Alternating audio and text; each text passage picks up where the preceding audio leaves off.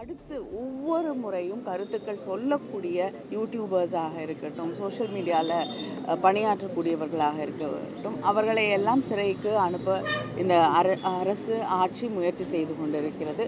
தாவேகா ஜனநாயகத்திலே கொஞ்சமும் எங்களுக்கு அக்கறை இல்லை, நம்பிக்கை இல்லை, மக்கள் மீது எங்களுக்கு எந்த கவலையும் இல்லை என்று தன்னுடைய காவல்துறையை இப்படி எதிர்க்கட்சிகளை அடக்குவதற்கு மட்டுமே பயன்படுத்தி கொண்டிருக்கிறது.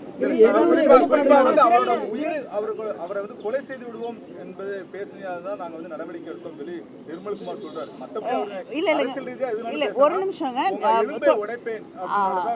தாவேகாவை சார்ந்தவர்கள் எங்களுடைய முதலமைச்சர் அண்ணன் தளபதி அவர்கள் ஆட்சி பொறுப்பில் இருந்த காலகட்டத்திலே அவரை எவ்வளவு விமர்சித்து பேசியிருக்கிறார் அப்படிங்கிறதெல்லாம் நாங்கள் பார்த்துருக்கோம், நீங்களும் பார்த்துருக்கீங்க.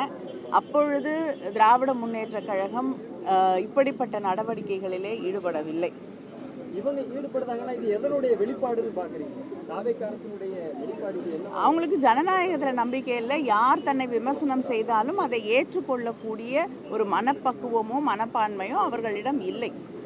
அவங்க யாருக்கு பயந்து கொண்டு அரசியல் செய்கிறார்களோ அதே வழியிலே தான் அவர்களும் அரசியல் நடத்தி கொண்டிருக்கிறார்கள். நீட் தேர்வை கண்டிச்சு சென்னையில ரேப் பாடகர் அறிவு அப்படின்னு சொல்றவரை ஈடுபடுறதுக்காண்டி கைது பண்ணியிருக்காங்க. இதை நீங்க எப்படி பார்க்குறீங்க?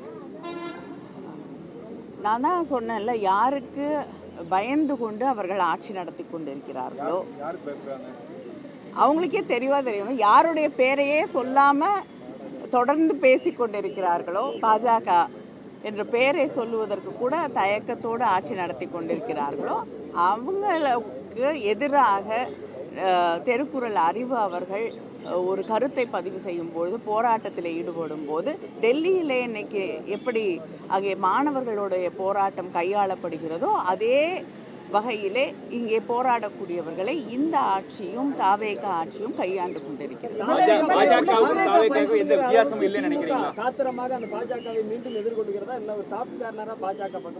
திராவிட முன்னேற்ற கழகம் தன்னுடைய கொள்கைகளிலிருந்து கருத்துக்களிலிருந்து தமிழ்நாட்டு நலன் என்று வரும் பொழுது என்றும் விட்டு கொடுத்ததில்லை, விட்டு கொடுக்கவும் மாட்டோம்.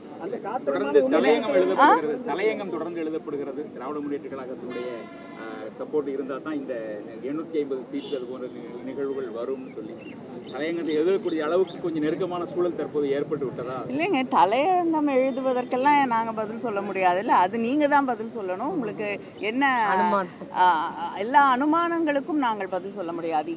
நாங்கள் சென்ற முறை அந்த மசோதா கொண்டு வரப்பட்ட போது எங்களுடைய கருத்துக்களை மிக தெளிவாக எடுத்து வைத்திருக்கிறோம். அந்த கருத்துக்களுக்கு மதிப்பளிக்க வேண்டும் என்பதுதான் எங்களுடைய கருத்து.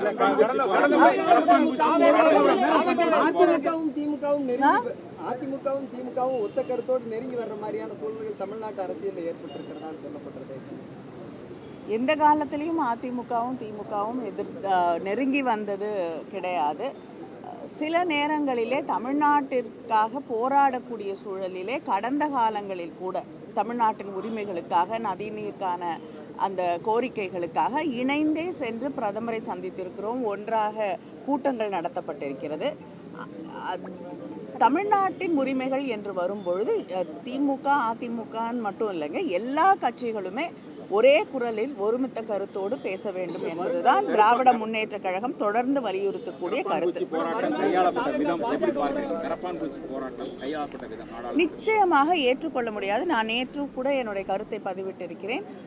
மாணவர்களுடைய போராட்டம் தொடர்ந்து திராவிட முன்னேற்ற கழகம் நீட்டுக்கு எதிராக எங்களுடைய கருத்துக்களை நாங்கள் பதிவிட்டு கொண்டிருக்கிறோம். அது மட்டும் இல்லாமல் தொடர்ந்து அதற்கு எதிராக நீட் என்பது கைவிடப்பட வேண்டும் என்பதுதான் திராவிட முன்னேற்ற கழகத்தின் தொடர்ந்த கருத்தாக இருக்கிறது.